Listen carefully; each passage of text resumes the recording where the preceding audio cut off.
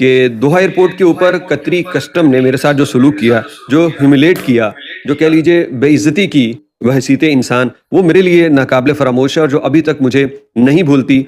मैंने ये वीडियो पहले इसलिए नहीं बनाई क्योंकि मैं सफ़र कर रहा था और मैं उस अपने पूरे सफ़र को इस एक वीडियो की नज़र नहीं करना चाहता था। मैंने एंजॉय किया, कतर देखा, अल्हम्दुलिल्लाह आपको भी दिखाया, बहुत खूबसूरत है, ज़रूर जाइएगा। जब हम लोग फॉरेन कंट्रीज चले जाते हैं, हमारे पाकिस्तानीज वगैरह, तो वो एक नाम से बड़े मशहूर हैं, जब चोर के नाम से मशहूर होंगे तो हमें वहाँ पे अपॉर्चुनिटीज कहाँ से देंगे। सही बात है। आप देखें सऊदी अरब में काफ़ी चोरियां होती हैं, इस तरह के काम होते हैं, कुछ है तो वहाँ तो ये मशहूर है कि हाँ इसमें पाकिस्तानी होगा, ये पाकिस्तानी का काम होगा। वो तो अरबी में कहते हैं पाकिस्तानियन कुल्लन हरामियन। यहाँ तो 4 से 5 या 10 लाख रुपया लगा के जाते हैं, वहाँ पे जाके क्या ये अपना हिम्मत खराब करने जाते हैं। वहाँ पे 5 उंगलियां बराबर नहीं होती, कुछ लोग बहुत अच्छे भी होते हैं, लेकिन वो कहते हैं ना एक मछली पूरे तालाब को गंदा कर देती है, तो वो एक पाकिस्तानी जाके कोई गलत काम अगर करता है ना तो सबको बदनाम करता है। इंडियंस की रिस्पेक्ट क्यों ज्यादा की जाती है? इंडियन ईमानदारी पे उसके, अब अरबी लोग वो तो नॉन मुस्लिम है, हम तो करते हैं अरबी लोग। इंडियंस, हाँ, मलवाई इंडियन, मलवारी, हाँ, पाकिस्तान को नो लाइक। तो वजह यही है ना, वो भी दीन पे तो नहीं, वो भाई और हम मत बराबर है, वो भी गैर मुस्लिम है, वो भी गैर मुस्लिम है, हम मुसलमान है, मुसलमान निशाने में है, पूरी दुनिया में निशाने में है इस वक्त। क्या वजह क्या, क्यों निशाने पे? अच्छा, आपने बोला वो हम मजहब है, हालांकि वो हम मजहब नहीं है, हिंदुइज्म भी है, क्रिश्चियन भी मुस्लिम है ना, वो एक ही है, वो सारे मिल जाते, सब एक ही है। वो लोग हमें दहशतगर्द मतलब मानते हैं। हफीज सईद जैसे, एहसान जैसे लोग जब यहाँ पे मशहूर होंगे तो हमारी वहाँ पे क्या इज्जत रह जाएगी। जय दोस्तों, राम राम। एक वीडियो आप लोगों के साथ है जो रिएक्शन ले रहे हैं। Travel with Adil Pakistani YouTuber है जो कि वही मुस्लिम मुल्क, अंडरलाइन करे इस चीज को, तुर्की गए थे, वहां पर पाकिस्तानियों के साथ क्या होता है। यानी कि अब तक आप लोगों ने सुना होगा कि भाई जब हम जाते हैं एयरपोर्ट पर तो हमारे कपड़े तक उतरवा लिए जाते हैं। आज मैं आप लोगों को लाइव एक्सपीरियंस आप लोगों को कराने जा रहा हूं, तो आप लोग एक बार वीडियो देखें, अपने रिव्यू जरूर रखें, अच्छी लगे तो लाइक करें। वीडियो शुरू करते हैं। लेकिन मेरे साथ जो हुआ और क्यों हुआ ये बहुत अहम है और जिसका इल्म मुझे कतर पहुंच के हुआ कि मेरे साथ एयरपोर्ट पे इस तरह का सलूक क्यों किया गया। और मैं कोई रॉयल फैमिली से बिलोंग नहीं करता, मैं कोई बहुत कोई वीवीआईपी नहीं हूं, लेकिन मैं एक आम इंसान हूं और एक आम इंसान इज्जत का हमेशा से वो हकदार है कि उसे वो जहां भी जाए तो उसको इसकी इंसल्ट नहीं कर सकता। तो मैं इसी तनाजुर में अपने आप को देखता हूं। मैं एक सयाह हूं जो दुनिया के मुल्कों में जाता हूं। हुआ ये कि मैं जब दोहा एयरपोर्ट पे पहुंचा तो पहले तो वीजे के मसाइल थे, दोबारा हम डिस्कस नहीं कर रहे, तो वो जनाबे अली वीजा तो मिल गया, जो रूल्स थे उसको फॉलो करना चाहिए था, मैंने किया, वो मुझे मिल गया। उसके बाद मैं एयरपोर्ट से निकला हूं, सिक्योरिटी चेक इन वगैरह वो सब, यानी सामान वगैरह वो सब ले लिया, बाहर निकल आया तो आखिर पे बिल्कुल एग्जिट के बिल्कुल करीब कस्टम वाले हैं और मुझे नहीं पता था कि ये कतर कस्टम वाले हैं। तो जैसे ही मैं उनके करीब से गुजरा तो मेरा पासपोर्ट उन्होंने देखा तो कहने लगे पाकिस्तानी, तो मैंने कहा यस। तो इस तरह इशारा किया आपने मेरे पासपोर्ट को, तो मैंने उसको पासपोर्ट दे दिया। तो अब वो आपस में एक दो बातें की उन्होंने, तो मैंने उससे पूछा is it okay, can I go outside, तो मुझे कोई रिप्लाई नहीं कर रहा। थोड़ी देर के बाद मेरे पीछे कुछ और पाकिस्तानी आ गए तो उसने उनका भी पासपोर्ट ले लिया और उनको भी मेरे पीछे खड़ा कर दिया। मुझे लगा पता नहीं ये यहाँ पे क्या है, शायद सामान की तलाशी लेनी है। आई वाज ओके कि ले ले, लेकिन कुछ ही देर के बाद वो एक बंदा उनसे उठा और वो चलने लगा और हमें इशारा किया कि मेरे पीछे आओ।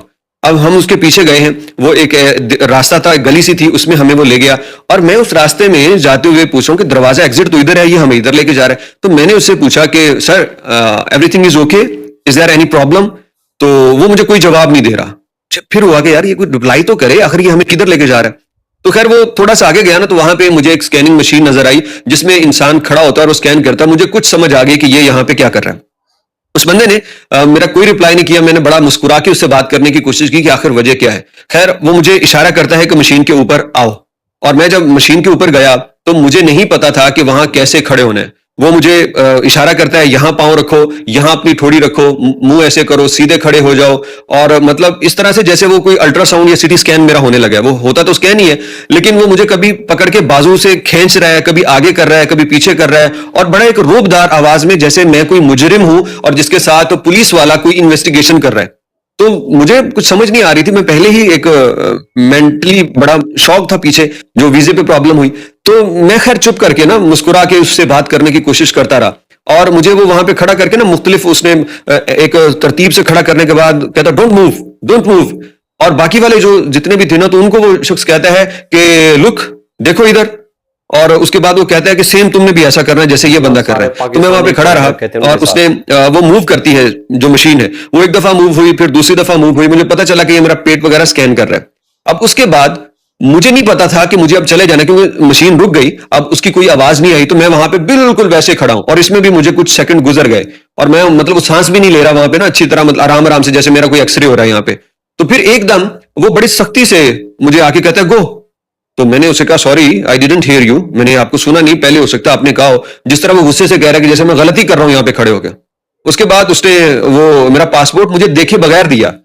तो वो जो एक तासुरात थे ना, मैंने तो कतर को ये सोचा ही नहीं था कि वो जिस तरह से मुझे पकड़ के खींच के कभी आगे कभी पीछे, जैसे मैं यार कोई मुजरिम हूं, जैसे मैं कोई मुंशियात फरोश हूं जिसके साथ इस तरह का सलूक किया जा रहा है। ठीक है एयरपोर्ट की ड्यूटी है, लेकिन अगर कुछ किसी बंदे ने नहीं किया तो वो इज्जत का तो हकदार है ना, कि उसे इज्जत से आप कहेंगे सर आप इस तरफ हमारे साथ चलिए, हमें आपको चेक करना है, दैट्स ओके, उनकी ड्यूटी है। जो जॉब अपॉर्चुनिटीज, जो फैसिलिटीज, जो मुकाम एक इंडियन को मिलता है वो एक पाकिस्तानी को क्यों नहीं मिलता? सबसे पहली बात तो ये है, थोड़ा स्ट्रेट फॉरवर्ड बात कर लूँगा।